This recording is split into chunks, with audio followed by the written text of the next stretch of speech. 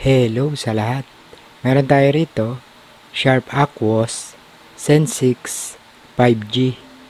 Ang hardware model nito, SH-RM19.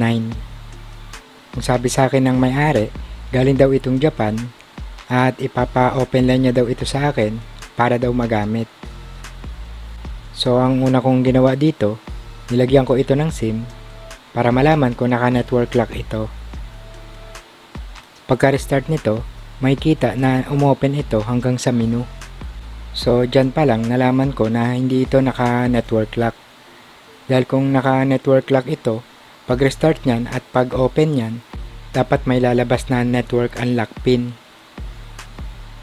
Then, makikita na mayroon itong signal. Then, napansin ko rin na mayroon itong eSIM. Then makikita na may nakalagay itong globe o nababasa yung SIM na nilagay ko. Sunod, dinisable ko muna yung eSIM para mag-focus lang sa SIM na nilagay ko. Sunod, sinubukan ko itong tawagan. Then makikita dyan na nag-ring ito. So, ibig sabihin, hindi ito naka-network lock. Malamang ang problema nito, walang mobile data.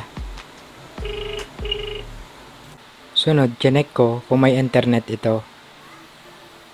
So, makikita dyan na wala itong mobile data o wala itong internet. Then, mapapansin din sa signal. Dapat yan may nakalagay na 4G, 5G, o kaya LTE. So, may nagawa na akong video tungkol sa ganitong problema na hindi gumagana yung mobile data o walang mobile data. So, yung solution ng video na yan, ang gagawin ko ngayon dito. May mga cellphone talaga na kailangan na i-manual na lagyan ng APN para magkaroon ng mobile data o gumana yung mobile data.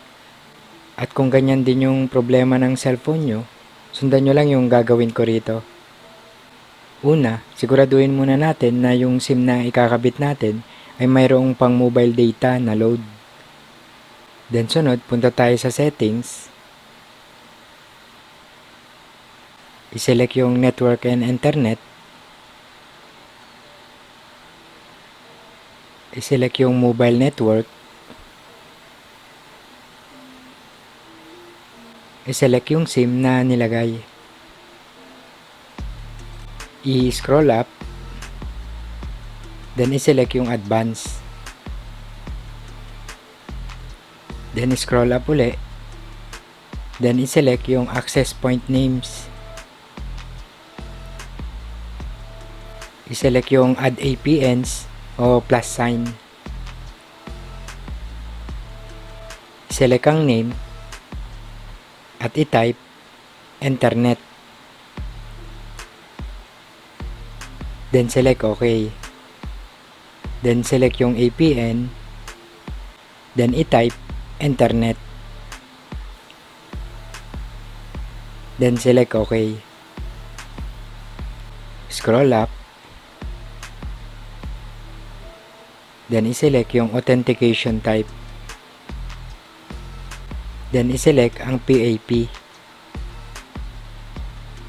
I-select ang APN type. Then i-type default, SUPL. Then select OK. I-select ang APN protocol. I-select ang IPv4/IPv6. I-select ang APN roaming protocol. I-select ang IPv4/IPv6. I-select yung menu o yung 3 dot sa kanang itaas. Then i-select ang save. So yan, okay na. At kung mapapansin, lumabas na yung LTE dun sa may signal. So pag ganyan, okay na yan. Ang next na gagawin na ngayon, i-testing na ito. At syempre, success na yan. So hanggang dito na lang muna. Sana nakatulong tong video natin at may natutunan tayo kahit na konti, lalong-lalo na sa mga bagong tulad natin. At hi and hello na sa mga tropa, sa mga master, sa mga nag-upload ng mga totoong impormasyon, sa mga sumusuporta at mga nagtitiwalang magpagawa sa atin. Ayun. Thank you, thank you, thank you, thank you, thank you sa inyong lahat. At yun, okay na to. Okay, okay, okay, okay, okay, okay, okay. Okay.